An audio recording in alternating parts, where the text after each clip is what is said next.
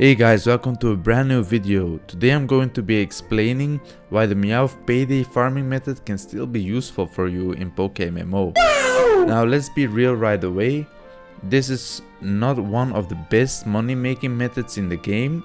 You're not going to get rich overnight with it, but it has some really solid upsides that make it worth using in specific situations.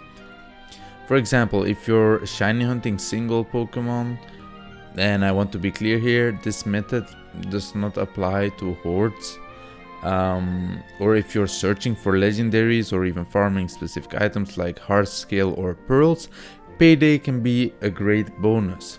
Basically, this method shines when you want to make money while doing something else. If you're already shiny hunting, item farming, or just running around looking for encounters, Meowth Payday lets you earn PokéYen passively at the same time.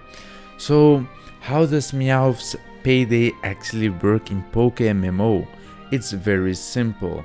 The money you earn is based on the level of the wild encounter times 10. So for example, if you encounter a level 44 Pokemon, using Payday will earn you 440 PokéYen. Now, that might not sound like a crazy amount at first, and yeah, it isn't, but trust me, money like this adds up over time, especially when you're already doing long shiny hunts or legendary searches.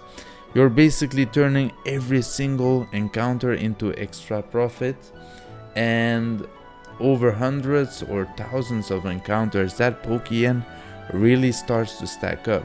So while Payday isn't the best standalone money method, it's an excellent side income if you're shiny hunting, item farming, or just grinding encounters anyway. So guys, I want to make one thing very clear first. You only need to use it once per battle to get the money. You don't have to spam it every turn. Now let's talk about what you actually need for this method. First of all, you're going to need a Meowth with the ability Pickup. Pickup allows Meowth to randomly pick up items from wild Pokemon and send them directly to your bag. This is important because Pickup works differently from moves like Thief or Trick. With Thief, you take the opponent's health item, and with Trick you swap health items with the opponent. Pickup, on the other hand, sends items straight to your bag, regardless of whether Meowth is already holding an item. So again, the key requirement here is a Pickup Meowth.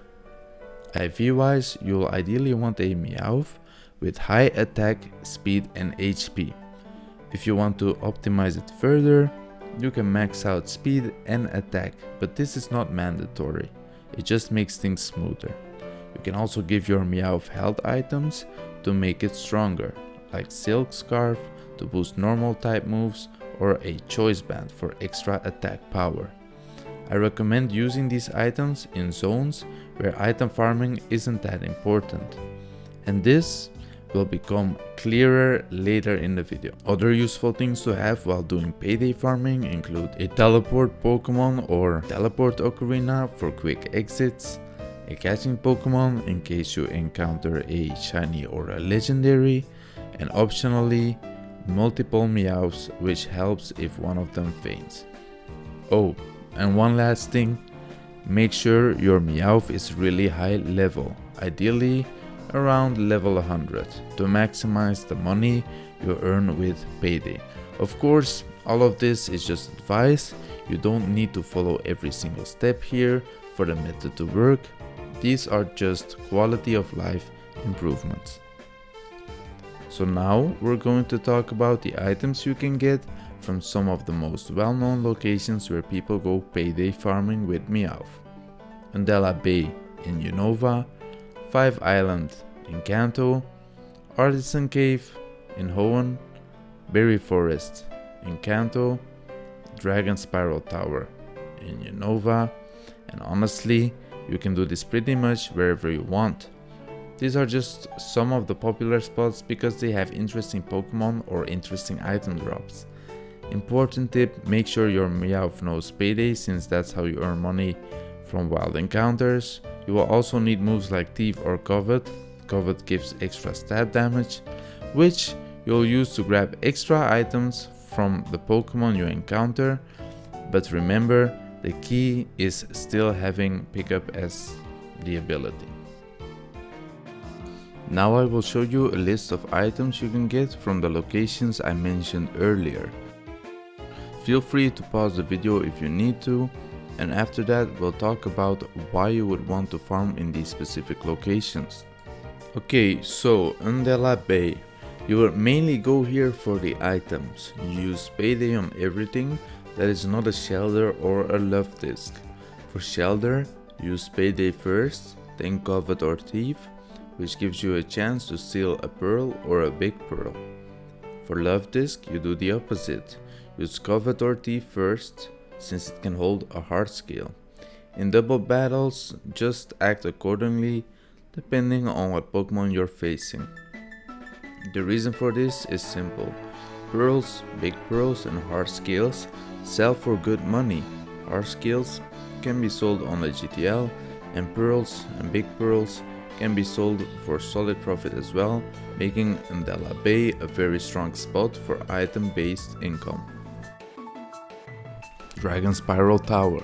You mainly want to go here if you're shiny hunting Dratini. In this area, you can just use Payday on everything.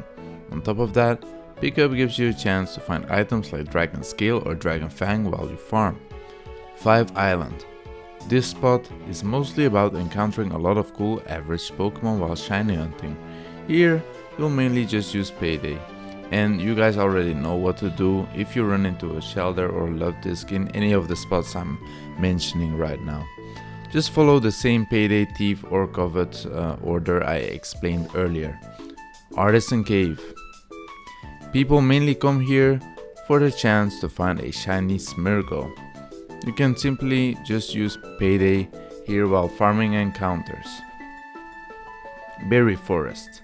Berry Forest has a lot of cool Pokemon, and it's also home to Munchlax. For most Pokemon, use Payday first, but if you encounter a Munchlax, use Thief or Covet first, since it can hold leftovers which sell for a high price on the GTL. And of course, these aren't the only places you can do this. There are plenty of other locations like Route 19, where Meowth Payday farming also works really well. These were just some examples to show how flexible and useful this method can be. If you guys really want Covet for the extra stab damage, just head over to the move tutor in Vermilion City Kanto and follow the required steps there. And guys, if you enjoyed the video, make sure to like and subscribe. It really helps out a ton and supports the channel more than you might think. You can also join the Discord community to stay up to date when I go live, when new videos drop, or if you just want tips to improve at the game. We grow and learn together. My Twitch and donation links are in the description as well, if you want to check those out or support the stream. And if you didn't like the video, that's totally fine. Feel free to leave your feedback. I'm always open to improving. Take care guys and stay legendary.